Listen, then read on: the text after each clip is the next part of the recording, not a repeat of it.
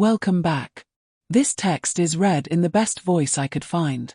I wouldn't have time to record all the texts in a day, so I hope you enjoy this format.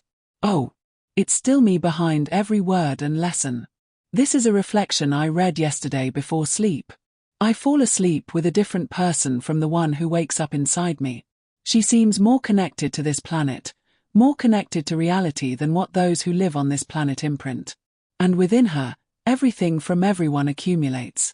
She comes to know biology, even though she is not a biologist, nutrition, though not a nutritionist, astrology, though not an astrologer, physics, astrophysics, dermatology, neuroscience, psychology, cartomancy, agronomy, economics, numerology. That lemon water is detox and that, in truth, it does nothing to the body. She goes to sleep carrying all of this.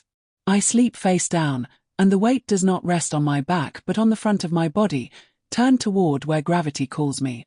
I feel strongly pulled toward the earth beneath me, and I live on the 3rd floor, so for months, perhaps years now, when I lie down at night to sleep, I imagine the building collapsing. I had never understood why I imagined this only when going to sleep. When I nap in the afternoon, sometimes, I feel so well. I fall asleep quickly, I am light, I belong to this planet in the natural sense its nature asks of us. But at night, no.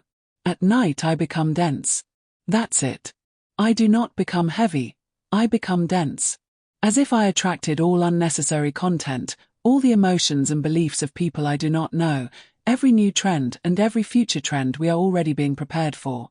All the terror, horror, lovelessness, and other people's fears remain in me, and dense, I cannot sleep. The soul feels caged, the eyes fear closing, or at least it seems so, and time passes before I can truly relax on cool sheets. I fall asleep with a different person from the one who wakes up. The one who wakes up is magical. She begins by caring for a beauty she discovered only recently is not something to be achieved but something to be. Beauty, being part of nature, blooms differently at different stages. To observe it and care for it, I now know, is what I can do. After the ritual of self-care, she performs the ritual of the elixir of health and love. She drinks her elixir attentively and becomes lighter. She is the one writing now, or the one who allows me to write. And the solution, to me, seemed simple and easy when I realized these different women within me. But it is not. Even when I try to live nothing beyond what life asks of me now, in this moment, today, my partner will tell me how clueless people are, how flawed governments are, and what a novelty that is. He will talk about how someone behaved badly, how foolish it is to believe that lemon water is harmful, how much sense some magician's semiotic study makes, yet how believing in these symbols with determinism is foolish. The neighbor will speak ill of someone, or someone will speak ill of the neighbor. At the bakery, the cashier will say the world is lost. At the end of the day, that night she smiles at me sarcastically. And the new evil of the century is not the effect, but the cause that constantly surrounds us, worry. As effects, all of ignorance, all the mental problems that the excess of physical, material solutions causes us. And they convince us that we must worry or we will be selfish. No, it is not enough to act, to change, to be better.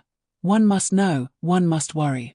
No, it does not matter if you are not a doctor, not a nutritionist, not an agronomist, an economist, a not diplomat, a tarot reader, an astrologer, a biologist, a physicist, or not God. Even if you can do nothing, change nothing, and not even in a million lives act in all the areas there are to act in, you yourself must worry. And the difference between not living in worry and being indifferent is wrongly used to make you smaller, to judge you, to keep handing you more worries, even if it is this one. I have to be better, I am not worried enough.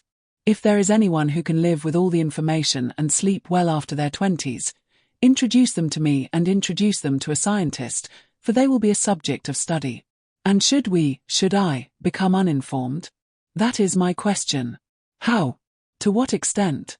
Is misinformation the reason so many people are proud of their ignorance, or is it the excess of information?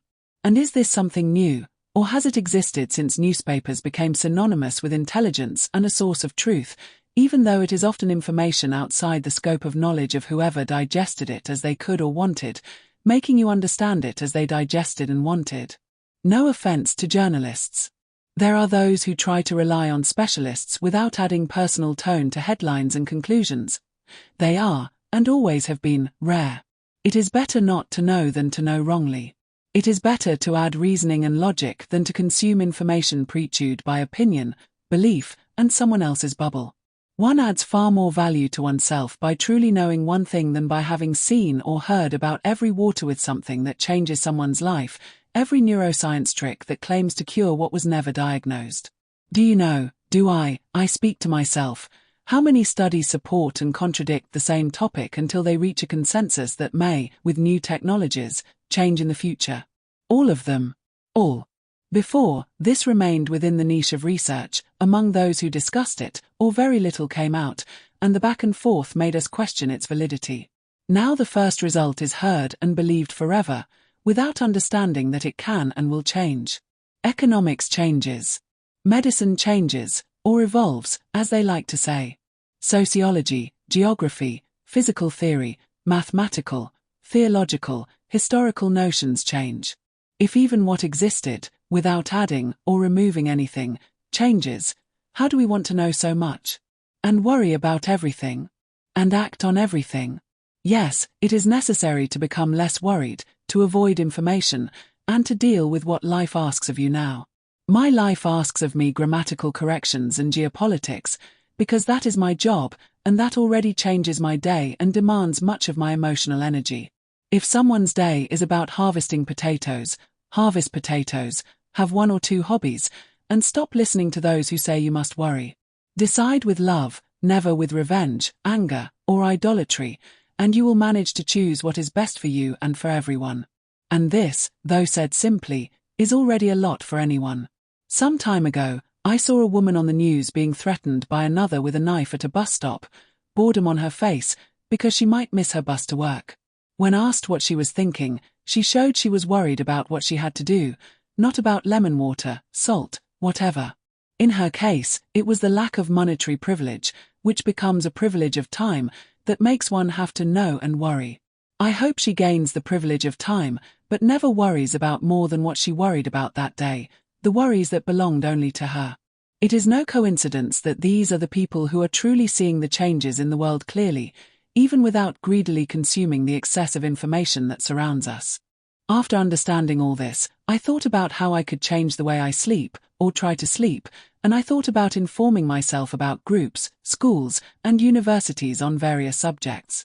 When someone tells me bread is harmful, I will point them to a school of nutrition. When they talk about how dirty the streets are, I will point them to a volunteer cleaning group or the civil service exam for city sanitation. If they speak of vaccine problems, I will have a medical school card ready. I will limit myself to opining only on philosophy, on the development of personal magic, and, at work, on work-related matters. Repeat what I already know, tell me the pave joke, pay one of my bills. In short, remove some small tightness from me. It is not selfish to slow down this excessive information, no matter what they say, to be realistic and understand that you will not save the world and that what you can do is only as far as you can go. Unless I can actively change something, even with a small online signature, do not tell me anything and let me carry only the weight of the reality that I cannot be the heroine I wanted to be for the world. This is, in fact, the only sadness I carry and can carry. And I may sound harsh with myself here, and perhaps it reflects onto you and onto yourself, and you may be harsh with yourself while reading. But for my health, I hope they become one. Me. See you in the next video.